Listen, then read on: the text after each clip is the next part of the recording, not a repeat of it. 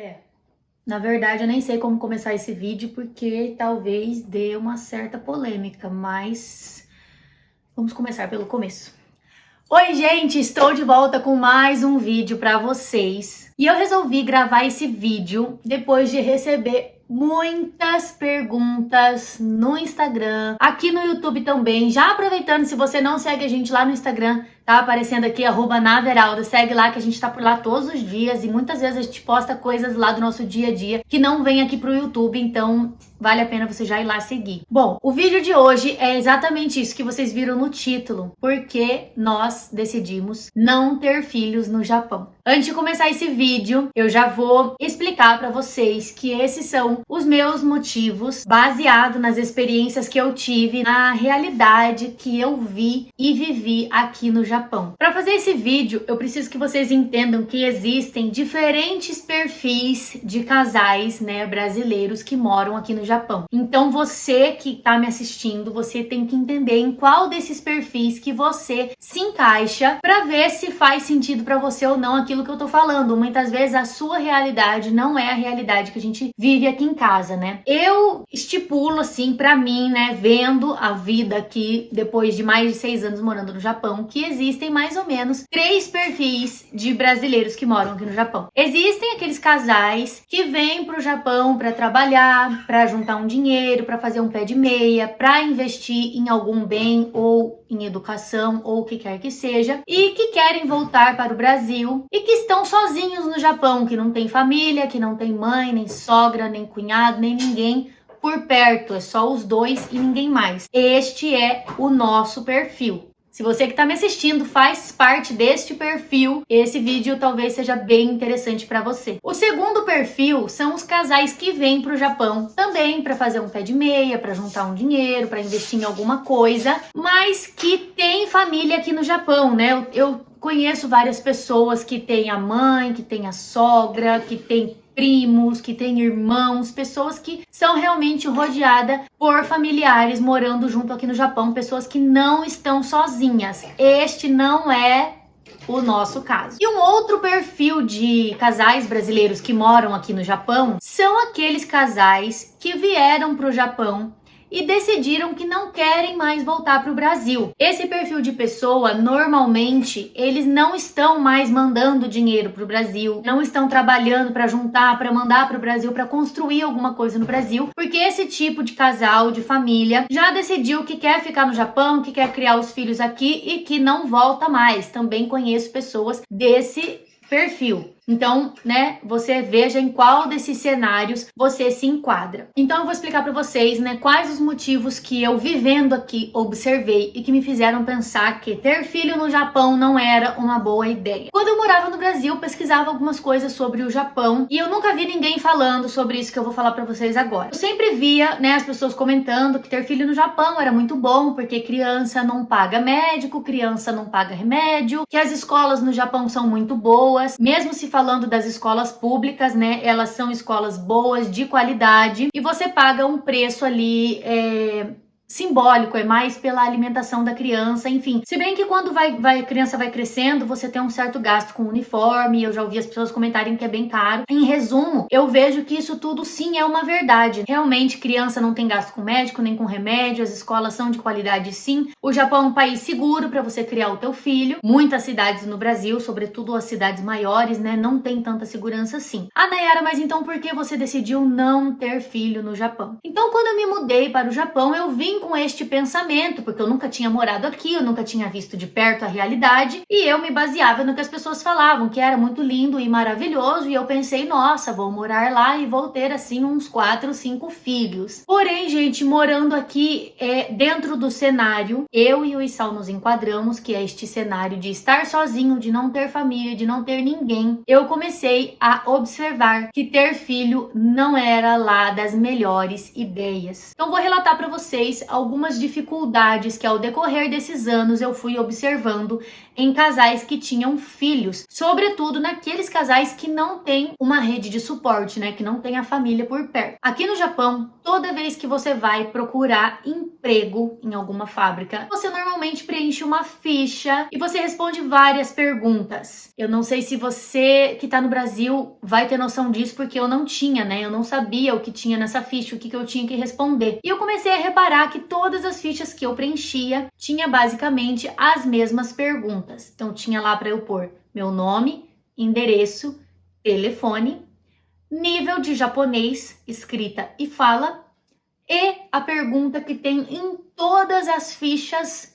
é: tem filhos? Sempre tem esta pergunta, gente. Sempre tem esta pergunta. Eu acho que eu nunca preenchi uma ficha que não tinha essa pergunta. Tem filhos? Se você marca que sim, tem as perguntas, né, subsequentes. Qual a idade? Tem alguém para deixar o seu filho? Aí vem as perguntas. Você pode trabalhar de sábado? Você pode fazer hora extra? Você pode entrar mais cedo quando a fábrica precisar? E aí que entra a questão de quem tem filho está na desvantagem em relação a quem não tem filho. Porque a mamãe, muito provavelmente, ainda mais ainda se for mamãe de criança pequena, tá? De 0 a 3, 4 anos. A mamãe, ela provavelmente não vai poder fazer hora extra por conta da questão do horário da creche. Ah, Nayara, mas a creche, ela pode se estender? Pode sim, você pode, acho que paga um extra e você pode deixar a sua criança lá até às 6, 6:30 da tarde. Mas, gente, a criança entra na creche 7 da manhã e vai sair 6:30 da tarde. Ou seja, todo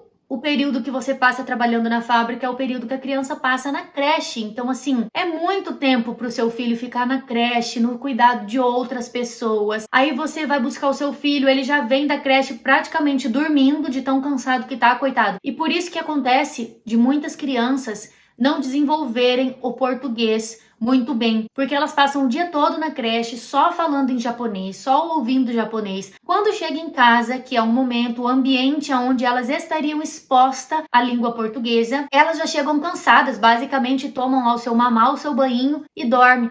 Não tem muito tempo de contato com os pais. A mamãe, muito provavelmente, ela não vai poder trabalhar aos sábados, porque, né, não tem a creche para deixar a criança. Lembrando que eu estou falando baseado no meu cenário, que é um casal que não tem família. Então eu não tenho como deixar o meu filho com a minha mãe, com a minha sogra, com a minha irmã, com alguma prima, porque nós não temos família. Se o seu cenário é um casal que tem família aqui no Japão, é outro cenário, tá? Eu estou falando baseado no nosso cenário, na nossa realidade. Então isso daí já atrapalha muito, né, essa mulher. Quando ela vai preencher a ficha para procurar emprego, ela está sim em desvantagem em relação a uma outra mulher que pode fazer hora extra, que pode entrar mais cedo, que pode ir no sábado, que pode fazer turno alternado ou turno noturno, porque isso daí também pergunta na ficha. Se você pode fazer turnos alternados, muitas fábricas falam, não, tem vaga, mas é para turno alternado.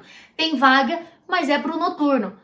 A mamãe, ela não está disponível para essas condições de serviço. Então, baseado nessa realidade, eu comecei a reparar que seria um pouco complicado ter filho no Japão. Aí também o que eu via, né, muitas pessoas comentarem mas ter filho no Japão também é muito bom, porque o governo, ele paga todo o seu parto. Realmente, ele paga o seu parto. E isso não é porque o governo japonês é bonzinho, não. Isso faz parte do incentivo à taxa de natalidade. Eu não sei se é do conhecimento de todos, mas a taxa de natalidade no Japão, ela é baixíssima, né? Estima-se que daqui a alguns anos a previdência pode até quebrar, porque não vai ter jovens trabalhando para sustentar a previdência. A expectativa de vida no Japão é altíssima, né? O Japão é um país que tem muitos idosos e esses idosos são aposentados. E a gente sabe que quem sustenta a previdência, né? Quem paga a aposentadoria desses idosos é a classe trabalhadora. Então precisa que nasça crianças para trabalharem e sustentarem a previdência. Cada cidade tem a sua estratégia, né, para aumentar a taxa de natalidade. Uma vez eu trabalhava com uma pessoa, essa pessoa me disse que aqui na cidade que a gente mora, quem tem 4 filhos para mais é isento de imposto de renda. Então isso é um incentivo, né, para aumentar a taxa de natalidade. No Japão também tem licença maternidade, porém você tem direito a, não sei se é 5, 6 meses, eu não sei ao certo, gente, não sei mesmo, porque como foi um assunto que eu nunca tive, né, tanto interesse, mas eu sei que você tem que estar pagando o Shakai Hoken, que é o seguro, né, saúde. O Shakai Hoken inclui saúde, aposentadoria e seguro-desemprego. Você tem que estar contribuindo com o Shakai Hoken há mais de um ano para você ter direito à licença maternidade completa, que eu não sei se é 5 ou 6 meses. Eu já tive uma amiga também que quando ela engravidou, ela não estava contribuindo há um ano, né, tinha menos tempo, e ela teve direito somente a 2 meses. Inclusive os pais dela até vieram do Brasil para cá para ajudar a cuidar da criança, porque ela tinha que voltar a trabalhar. Então, o que acontece? Neste cenário que a gente está inserido aqui em casa, né, na nossa realidade, que a gente veio para trabalhar, para investir em algumas coisas no Brasil, para investir na nossa própria educação, ou seja, né, para juntar um dinheiro para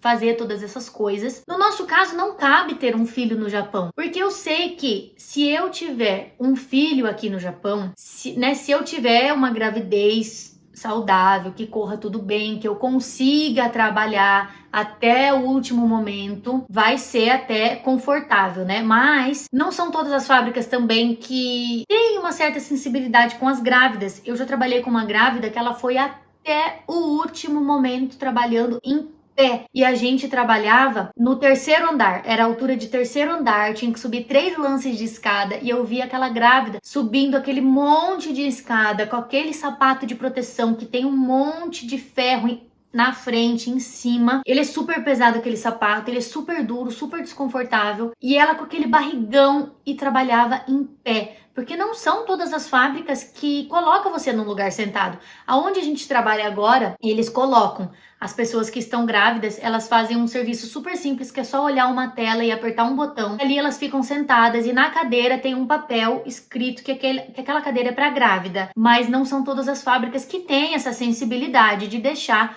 a mamãezinha com aquele barrigão, com aquele pé inchado, sentada. Aí tá, vamos supor, né, você engravida e você vai passar o período de licença à maternidade. Quando você volta a trabalhar, que você tem que deixar o seu filho na creche, você não mais consegue fazer o mesmo ritmo de trabalho que você fazia antes. Por conta disso que eu já falei no começo do vídeo, né? Pelo horário que você tem que buscar o seu filho na creche, pela disponibilidade, criança, principalmente criança pequena, fica doente e a creche não pega. Se a criança tiver com o nariz escorrendo, tossindo, febre, a creche não pega. Eu sei disso porque eu já trabalhei com muitas mamães e eu já vi muitas delas falando isso. Ontem eu não vim porque o meu filho tava com febre. O meu filho acordou espirrando, a creche não pega, eu não consegui vir trabalhar. Então eu ouvia esses relatos e eu falava, nossa, mas a creche não pega, né? Tipo assim, só tá tossindo, não é nada de grave. Não, a creche não pega. Essa mamãe, ela não consegue ter o mesmo ritmo de trabalho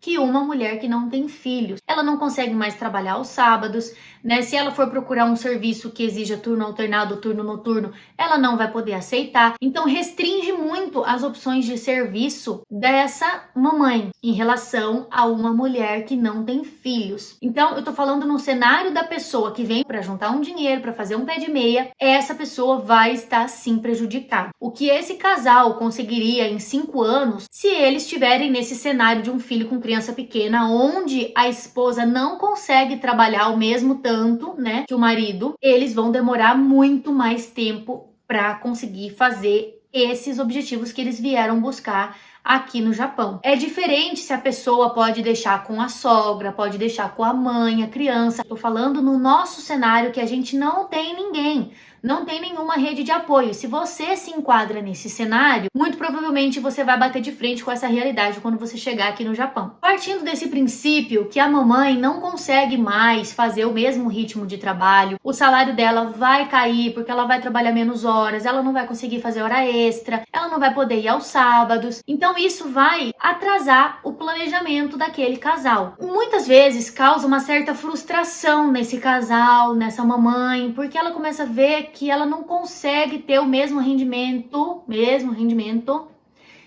da outra mulher que não tem filhos. Esse casal não tem a mesma renda daquele casal que não tem filhos. E aí é muito comum aqui no Japão, né, a gente escutar assim, tal fábrica aceita mães. No começo eu pensava, né, aceita mães? Que negócio é esse de aceita mães? E depois eu fui entendendo, né? Eu tenho uma conhecida que uma vez ela me falou assim que ela ganhava bem pouco na fábrica que ela trabalhava. Ela ganhava, na época que ela me falou, era coisa de 800 e poucos ienes a hora, não chegava a 900 a hora. Quem tá aqui no Japão sabe que isso é um salário baixíssimo. Até em arubaito, né, que são aqueles serviços temporários, que você não tem vínculo empregatício, você ganha aí na faixa de 1.000, 1.050.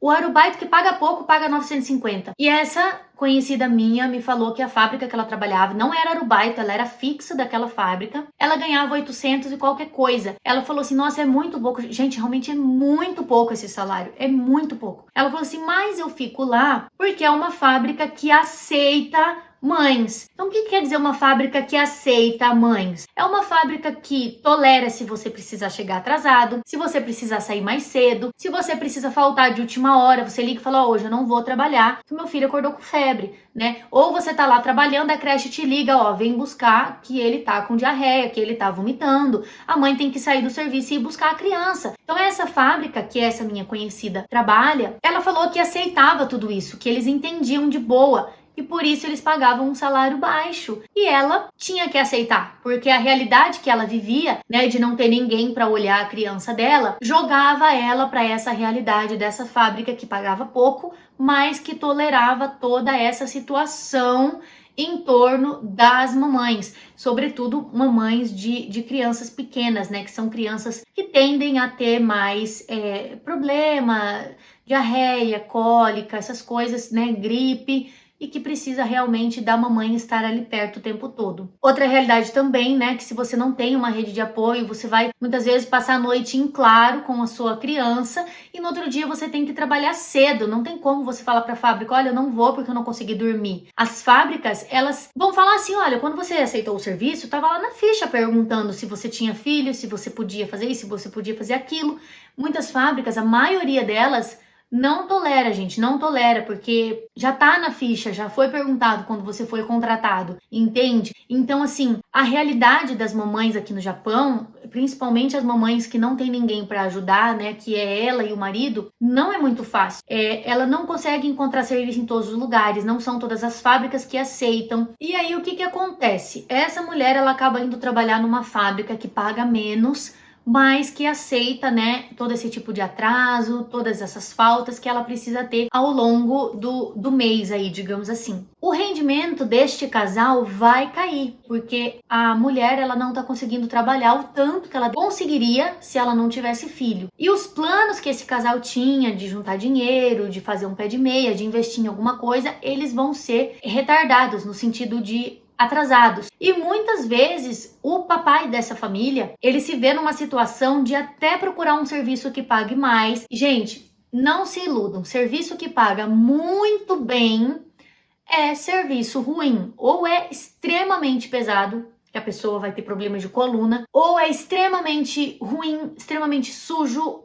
Sabe, serviço que paga bem vai ser ruim. Não tem como você achar um serviço que paga muito bem e que não é um serviço ruim, não tem como, porque senão ia chover de gente querendo esse serviço, né? Então, quando você vê lá uma fábrica que tá pagando um salário muito acima da média e ainda tá lá, contratação imediata, precisando de gente, já desconfia, gente. Se paga um salário ótimo, por que tá precisando de gente? Não era para as vagas estarem preenchidas? Tá precisando de gente porque quem entra não aguenta muito tempo e sai, né? Então toda hora tá gente saindo daquele serviço, por isso que eles estão sempre contratando gente nova. Então muitas vezes o papai dessa família, ele se vê forçado a buscar um serviço que seja pior, que seja ruim no sentido físico, né, no sentido de condições de serviço, mas que ganha mais, para ele tentar suprir o salário da mamãezinha que não tá conseguindo trabalhar o tanto que uma mulher sem filhos trabalharia, para não deixar a receita dessa família cair tanto assim. Então isso daí também nossa, se eu for entrar nesse assunto, já gera assim uma exaustão desse papai, né? Porque ele vai ser forçado a trabalhar muitas horas extras, 3, 4 horas extras, vai no sábado, muitos trabalham até de domingo, para tentar manter a receita dessa família do jeito que era antes, quando a esposa conseguia trabalhar mais horas, conseguia fazer mais hora extra, conseguia trabalhar no turno noturno, que ganha mais, porque ganha um adicional noturno. Então, gente, depois de viver no Japão por mais de 6 anos e observar a realidade dos casais, a realidade das famílias, eu comecei a perceber que ter filhos no Japão não fazia parte da nossa realidade. Eu não quero dizer nesse vídeo que quem tem filhos está errado. Quem tem filhos, cada casal tem a sua realidade. Como eu falei pra vocês, tem pessoas que pode deixar o filho com algum parente. Tem pessoas que vai viver aqui para sempre, que já decidiu isso, que não volta mais pro Brasil, que não manda mais dinheiro pro Brasil, que não investe nada no Brasil. E esse tipo de pessoa não precisa se preocupar tanto assim em ter uma renda elevada, porque se você trabalha poucas horas para viver no Japão, você consegue viver. Agora, para juntar dinheiro e investir no Brasil, você não consegue trabalhando poucas horas. Você tem que fazer no mínimo 2 horas extras por dia e se esforçar muito, às vezes ir num sábado. Então, assim, existem várias realidades de casais. Não são todo mundo que está enquadrado no nosso cenário. Eu estou expondo para vocês o nosso cenário, a nossa realidade. De acordo com os nossos objetivos, eu fui reparando que ter filho no Japão não era lá das melhores opções, de acordo com o que a gente veio buscar. Então, eu quis fazer esse vídeo para expor a realidade para vocês. Muitas pessoas que estão no Brasil